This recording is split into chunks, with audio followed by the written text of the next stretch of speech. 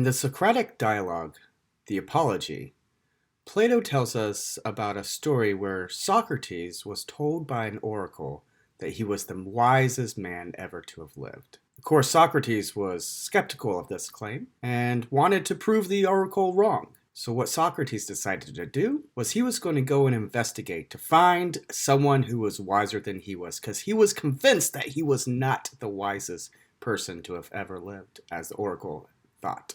Socrates went to somebody in one of the dialogues and asked a question about justice. What is justice? Socrates wanted to know. Well, one answer that was given was, justice just is giving to people what is owed to them. It seems kind of intuitive. We should give to the people what they deserve. So if you deserve something, something's owed to you, we should give it to you. Of course, Socrates had what's called a counterexample to this. This is a scenario where it seems to suggest that justice is not giving to people what is owed to them. So here's the counterexample that Socrates mentioned. Suppose that you borrow a weapon from someone and you go hunting. So suppose it's a rifle or a gun of some sort. You go hunting and you are gone for a week or two. And when you return, you find out that your friend who loaned you the weapon has gone mad. And this friend now is going around saying how they're going to go around shooting people up or something along these lines. They are definitely not the sort of person who you think they should have a weapon, regardless of whether it's theirs or not. So it doesn't seem true to say that we should return that weapon, that rifle, to this friend who has now gone mad, because that would clearly be the sort of thing that could lead to hurting people, harming people, killing folk. And so this is supposed to be a counterexample to the claim that justice is giving to someone what is deserved or what is owed to them. The reason why this is important is because the sort of method that Socrates used in order to try to get a better understanding of the world around him was to ask probing questions like, what is justice? What is the good? What is the right thing to do? What is truth even? And when he did this, Socrates went around to the artisans, to the wise folk, and to all these people who are supposed to be the people who knew the right answer to these questions. And he asked them, what is justice? What is goodness? He found out that they did not really know what they took themselves to know. After a period of time of Socrates asking these probing questions, he then realized that he was the wisest person to have ever lived, not because he knew so much, but because he recognized how little he really knew. This is a kind of epistemic humility, and supposedly that's the reason why the oracle said what she said. Interestingly, there does seem to be some psychological evidence to support this point. Our own self-awareness and certain biases do play a fundamental role in our understanding of our own knowledge. The Dunning-Kruger effect, if you are aware of this, suggests that people who are ignorant of certain issues, or people that are not as well educated about a certain issue, tend to believe about themselves that they are more educated or are more aware of certain issues, while people that are highly skilled or very able to understand certain issues tend to think of themselves as not being. And this is somewhat similar to the sort of point that Plato was making with regard to the apology and Socrates' reaction to the oracle's claim that he was the wisest person ever to have lived. And we can kind of intuitively see how this works in our daily lives. A good friend of mine actually always gets mad at me because she's telling certain jokes that she takes to be hilarious, and I just don't find to be very funny. Now, I don't think that that's because I don't have a sense of humor or because I didn't understand the joke. I just think that she's not as funny as she thinks she is. People tend to think that they may not be a stand-up comedian, for example, but they are certainly funnier than the average person. This reflects the kind of biases that are involved in what's called the Dunning-Kruger effect. And so as Socrates recognized by going and asking people probing questions that they did not really know what they thought they knew, he was able to recognize in himself that yes, it turns out he was wiser than they were insofar as he recognized that he did not know what these other people claimed to know. So if we begin thinking about philosophy and the sort of different philosophical methods that we might employ, in terms of starting at this place of epistemic humility, recognizing that, we don't really know all the things we might take ourselves to know, then that will put us in a position to be able to think critically about the reasons that we give and we offer in support of the beliefs that we have. Maybe sometimes even the most fundamental beliefs, the most basic beliefs that we have. And that's an important part of doing philosophy. We want to be able to ask probing questions. Why do we believe what it is that we take ourselves to believe? In the same sort of way that Socrates did.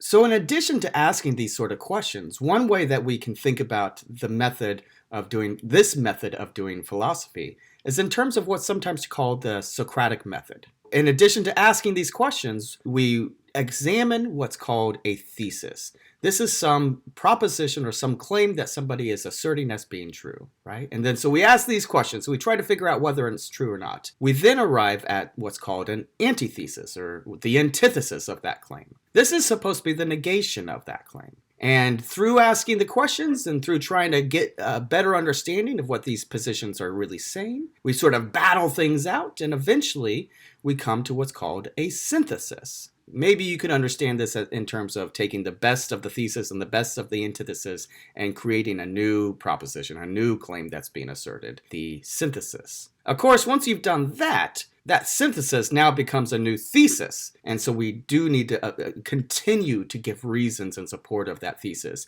because it will be confronted with an antithesis. And this process will continue. In a lot of ways, this is kind of what we do with the scientific method too. So no scientific theory is so beyond any sort of skeptical questions that we can confirm it with absolute certainty. In fact, it seems true that one of the fundamental features of science itself is that future evidence could always force us to reevaluate some features of a theory, even if right now we think that theory is highly empirically validated. And this is something that has happened periodically through the history of science. Some of the most important theories that we've had have had to be readjusted in light of new scientific evidence. And so that's one reason why we might think the Socratic method is an essential part of doing philosophy. There's other really important features of doing philosophy too that we might incorporate it into what we call the philosophical methods that we employ. For example, when we're doing philosophy, it's extremely important to be very clear about the terms we're using. As such, we might want to ask, what exactly do we mean by some of these terms? Philosophers oftentimes use words in a very technical way, and so giving a clear definition of what we mean is critical. So an important feature of this kind of philosophical method is what's called conceptual analysis, examining the concepts and the terms that we're using, maybe giving necessary and sufficient conditions for those concepts to be adequately applied in one way or another. A couple classic examples of this would be Aristotle's use of the term human. Aristotle thought that a human just is a rational animal. And so if you have something that's both rational and is also an animal, then you thereby have a human. Another example that's sometimes used in order to illustrate the method of giving necessary and sufficient conditions to understand how a concept gets applied or to do conceptual analysis is the term bachelor. Bachelor is thought to be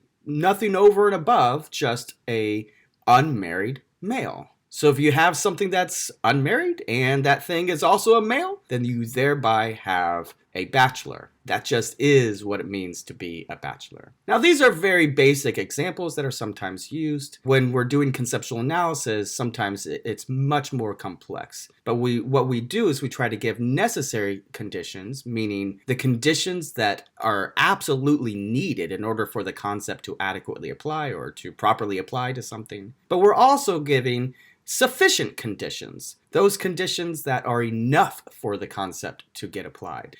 And in addition to this sort of conceptual analysis, another thing philosophers engage in is what's called conceptual engineering or theory building. And that's a process of sort of examining how different concepts and different beliefs work in conjunction with each other. So if you have a set of beliefs or a set of concepts and involves some sort of a contradiction or some really important inconsistency, then we'll want to figure out what exactly the problem is. Why is there this contradiction in our set of beliefs or set of concepts? In order to get a more consistent theory or a more consistent sort of engineering approach to the way we're viewing some issue, then we'll want to weed out those beliefs that are the problem ones, or those concepts that are not well defined or need to be reevaluated in some sense. Some of the other methods that we use when we're doing philosophy involve thought experiments and thinking about how we intuitively approach an issue. So an intuition, for our purposes, is really hard to define, but one thing that we can say about it is it's sort of like a gut feeling, sort of a prima facie way of answering a particular question or evaluating a particular scenario. But it's not simply a gut feeling. It's more like an intellectual gut feeling. It's like, what is our immediate response to a particular problem? Now, thought experiments are important in evaluating what our intuitions say about a particular situation. Philosophers, unlike, science, we don't go out there in the world and collect data, and we don't perform experiments in a laboratory. But we do something similar. It's kind of like an intellectual experiment or an intellectual collecting of data. So we devise hypothetical scenarios where we try to make certain elements of those scenarios or those thought experiments explicit, and then we propose different problems that might emerge from these thought experiments in order to really think about and look at the different intuitions that are involved. Now, of course, different people will have different intuitions depending upon what those cases are, and depending upon what our sort of background assumptions about certain scenarios might be. But that's a very kind of basic way in which philosophers do this kind of intellectual experiment, or these intellectual projects of collecting data. The data being, what does our intuitions tell us about some particular situation or problem? And we'll talk a little bit more about the way in which intuitions work with regard to these different thought experiments. One very famous case is the trolley car problem. So we'll talk about this in a little more detail. But for now, I just want you to be aware that this is another way in which philosophers do philosophy. We use intuitions and thought experiments. Finally, philosophers use reason and argument. This is one of the most important features of a philosophical method. And we're going to be doing this throughout this course, and it might be one of the most central ways in which philosophers do what they do. And we'll need to talk a little bit about what exactly an argument is, because it's not quite the same thing as what might happen when you're at a bar with a friend or at Thanksgiving dinner with your drunk uncle. It is similar, but it's also not quite the same as that. So next time, we'll pick up with talking in more detail about reason and argument.